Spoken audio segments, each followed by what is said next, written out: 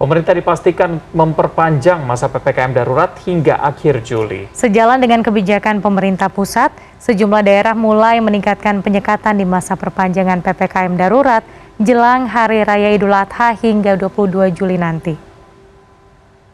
Sudah diputuskan Bapak Presiden, dilanjutkan sampai akhir Juli. Sampai akhir Juli PPKM. Tetapi tadi juga Presiden sudah menyampaikan perpanjangan ini memang banyak risiko, termasuk bagaimana supaya seimbang antara bersama-sama antara tadi itu meningkatkan disiplin warga untuk mematuhi protokol kesehatan dan standar-standar PPKM dan bantuan sosial. Pernyataan Menteri Koordinator Bidang Pembangunan Masyarakat dan Kebudayaan Muhadjir Effendi tadi berdasarkan keputusan Presiden dalam rapat Kabinet terbatas Jumat pagi. Dapat dipastikan bahwa pemerintah akan memperpanjang masa PPKM darurat hingga akhir Juli.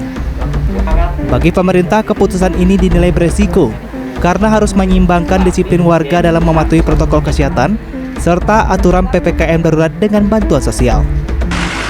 Sejalan dengan keputusan pemerintah pusat, upaya penyekatan PPKM darurat di berbagai daerah jelang Hari Raya Idul Adha semakin ditingkatkan. Di Cirebon, Jawa Barat, Polresta Cirebon menambah titik penyekatan. Di antaranya perbatasan Cirebon dan Indramayu, perbatasan antara Provinsi Jawa Barat dan Jawa Tengah di Losari, hingga jalur tol di sekitar gerbang tol Palimanan. Hal ini dilakukan mulai 16 hingga 20 Juli mendatang. Penyekatan dilakukan selektif dan mengedepankan sektor kritis dan esensial. Kendaraan yang dapat melintas harus menunjukkan surat keterangan bebas COVID-19 dari hasil swab antigen maupun PCR. Jika tidak memenuhi syarat tersebut, maka petugas di lapangan akan memutar balik kendaraan. Sementara itu, di Provinsi Jawa Tengah sebanyak 566 kendaraan diputar balik oleh petugas gabungan yang berjaga di 4 pos penyekatan yang berlokasi di Kabupaten Banyumas.